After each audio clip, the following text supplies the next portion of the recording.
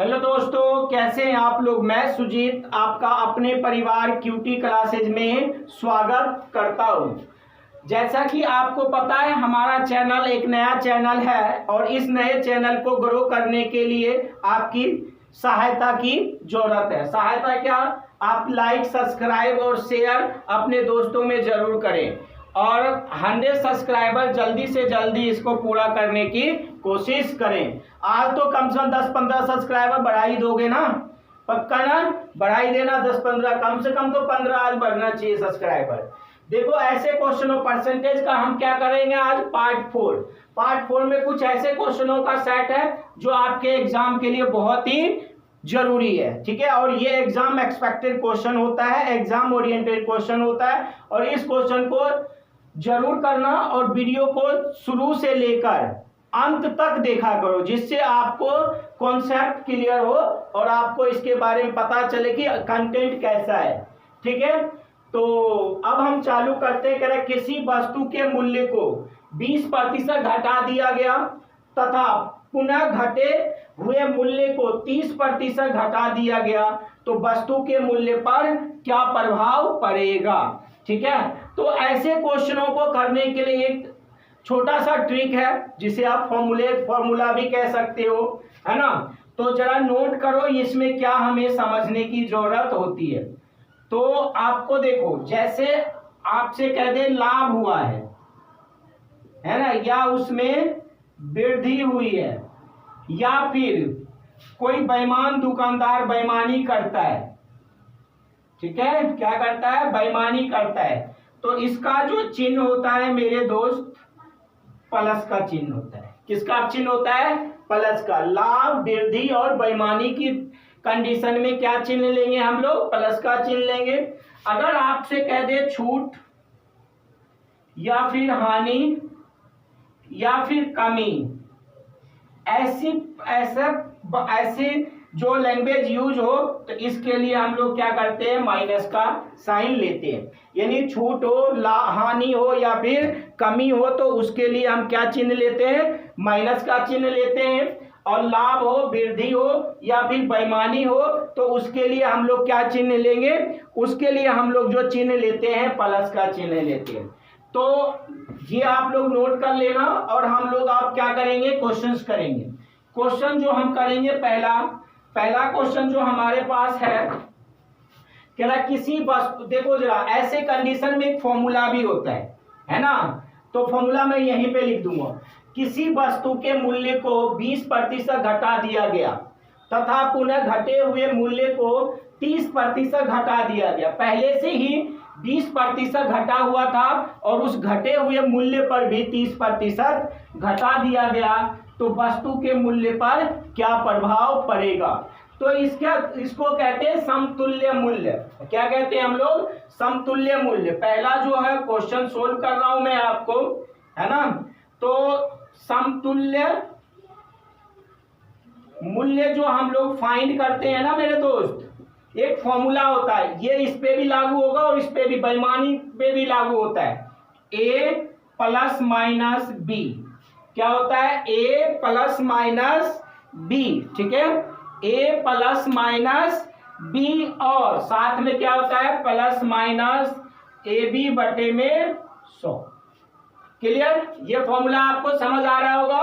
a plus minus B और plus minus ab upon में 100। अब देखो, a क्या है आपके लिए? 20% है, b क्या आपके लिए? 30% है और साइन आपको अपने अकॉर्डिंग ही लगाना है। तो क्या कह रहा है? तो वस्तु के मूल्य पर क्या प्रभाव पड़ेगा? फॉर्मूले में बिठा दो। तो a क्या है? घटा हुआ मूल्य। घटे हुए मूल्य को अभी मैंने क्या बताया था? माइनस में लेते हैं। तो माइनस का कितना? 20। b क्या है? ये भी घटा हुआ मूल्य। यानी अगर प्लस होगा, वृद्धि वाला होगा प्लस, माइनस वाला होगा तो कमी वाला होगा तो माइनस। 30%। क्लियर है या क्लियर नहीं है? जरा बताओ, क्लियर है या नहीं है? ये वाला, ये जरा बताओ, क्लियर है या नहीं है? तो आपको क्लियर होना चाहिए। क्लियर है ना? तो जरा देखो, प्लस माइनस देखो जरा, अब प्लस माइनस क्या लेंगे हम लोग, यहाँ 20% और यहाँ क्या है 30% है, क्या लेंगे हम लोग, तो माइनस माइनस क्या हो जाएगा, प्लस हो जाएगा, माइनस ये भी है माइनस ये भी है, इंटू में दोनों तो प्लस कितना है 20 गुना में 30 बटे में क्या 100। समझ आया या समझ नहीं आया, जरा बताओ समझ आया या नहीं आया। तो ये 2 जीरो से 2 जीरो कैंसिल, अब ये कितना हो जाएगा माइनस का, ये कितना हो जाएगा माइनस का 50 और 3 दूना 6। क्लियर, यानी अगर माइनस का कितना होगा 44, तो माइनस में क्या होता है हानि होता है ना, तो उसको कितने परसेंट की हानि हुई है 44% की हानि हुई है। तो इसका मतलब क्या होता है हानि, तो हानि बराबर कितना 44%, कितना 44% की उसको हानि हुई। अगर प्लस में आता है तो इसका मतलब क्या उसको लाभ हुआ है। ठीक है, क्लियर है, समझ आया या नहीं समझ आया जरा बता दो।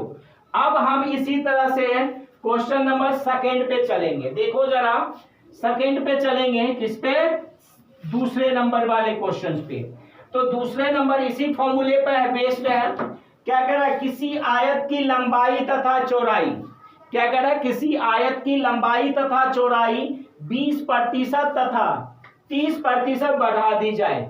कितने परसेंट 20% और 30% बढ़ा दी जाए, यानी लंबाई को कितना बढ़ाया है 20, चौड़ाई को कितना बढ़ाया है 30।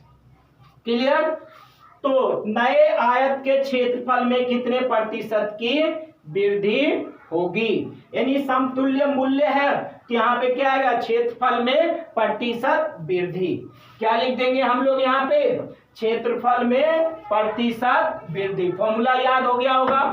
तो दूसरा क्वेश्चन है ये, तो क्षेत्रफल में प्रतिशत वृद्धि बोला है, तो फॉर्मूला आपको पता है ना क्या होता है a plus minus B plus minus a into में b बटे में 100। क्लियर, 2-3 बार लिखना याद हो जाएगा। ये क्वेश्चन जरूर किया करो और वीडियो को शुरू से लेकर लास्ट तक देखा करो, ऐसा क्वेश्चन आपके एनटीपीसी में आएगा, फेज 7 में भी आएगा और आरआरसी ग्रुप डी में तो आएगा ही आएगा। तो देखो ए क्या ले लेंगे यहाँ पे, किसी वस्तु की किसी आयत की लंबाई तथा चौड़ाई 20% तथा 30% बढ़ा दिया, इसमें क्या कहा है दोनों को बढ़ा दिया अगर, तो ए भी कितना 20, ये भी कितना 30, अब प्लस प्लस क्या होता है प्लस ही होता है, 20 गुना 30 बटे में 100। समझ आ रहा है या नहीं समझ आ रहा है? अगर समझ आ रहा है तो कमेंट सेक्शन भी एक नाम की चीज है यार, उसमें कमेंट तो जरूर किया करो, इतना मेहनत करते हैं हम आपके लिए करते हैं, कम से कम लाइक और कमेंट भी कर दो कि ये कैसा है नहीं है। अब आपको पसंद आए तो लाइक करो, नहीं पसंद आए डिसलाइक कर दो, कोई प्रॉब्लम नहीं है, ठीक है, लेकिन कुछ तो करो यार। ये 0 0 0 0, ये 30 और 20 कितना हो जाएगा 50 और 3 दूना क्या हो जाएगा 6, यानी 56, ये क्या आ रहा है 56 प्लस में आ रहा है, इसका मतलब उसको क्या हो रहा है उसमें वृद्धि हो रही है। क्वेश्चन भी बोल रहा था कितने प्रतिशत की वृद्धि होगी, तो इसमें तो सीधा सीधा वृद्धि बोल ही दिया था, तो 56% की उसको क्या हो जाएगी वृद्धि हो जाएगी, किसमें आयत के क्षेत्रफल में। अब तीसरे क्वेश्चन पे चलेंगे हम लोग। तीसरा क्वेश्चन भी इसी प्रकार है। कैसा है तीसरा क्वेश्चन दोस्त, समझ आ रहा है? अगर हम तीसरे क्वेश्चन पे चलेंगे तो तीसरा क्वेश्चन भी इसी प्रकार है। अब इसमें देखो बेईमानी वाला आ गया है ना, तो बेईमानी वाला आ गया, ये दोनों मिटा देता हूं मैं, ठीक है, जिससे आप कंफ्यूज नहीं होंगे, ठीक है ना। तो अब हम जो है क्वेश्चन तीसरा करेंगे। तीसरा देखो कितने सेकंड में आप लोग कर सकते हो, ज्यादा ज्यादा 20 सेकंड। कह रहा है एक बेईमान दुकानदार सामान खरीदते समय 10% तथा बेचते समय 10% की बेईमानी करता है। देखो दुकानदार खरीदते समय भी 10% और बेचते समय भी वो 10% की बेईमानी करता है तो उसका लाभ या हानि प्रतिशत। बेईमानी की कंडीशन में मैंने आपको क्या बताया था, प्लस, है ना।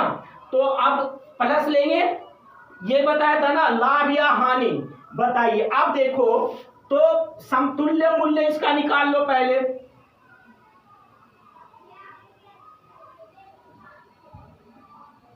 क्या होता है, A plus minus B plus minus A into में बी बटे में 100। तो ए की वैल्यू क्या है, इसको क्या हो रहा है, बेईमानी कर रहा है यानी प्लस में। बी की वैल्यू भी क्या ये कर रहा है, बेईमानी कर रहा है यानी प्लस में, प्लस ए इंटू में बी बाय 100, है ना। तो यहां एक बच गया यानी 10 और 10 20 जमा 1 क्या हो गया 21%। ये प्लस में आ रहा है तो उसको क्या हुआ, लाभ हुआ। क्वेश्चन क्या कह रहा था, उसका लाभ या हानि प्रतिशत बताइए, तो इसको क्या हुआ है, लाभ हुआ है। तो यानी लाभ बराबर क्या लिख देना, 21%। समझ आया। तो मैं आपको जरूर कहूंगा, रिक्वेस्ट करूंगा कि अपने चैनल को लाइक सब्सक्राइब और अपने दोस्तों में शेयर जरूर करना, और वीडियो को लास्ट शुरू से लेकर लास्ट तक देखा करो यार, तभी आपको समझ आएगा। ठीक है, जय हिंद साथियों, बेस्ट ऑफ लक आपके एग्जाम के लिए।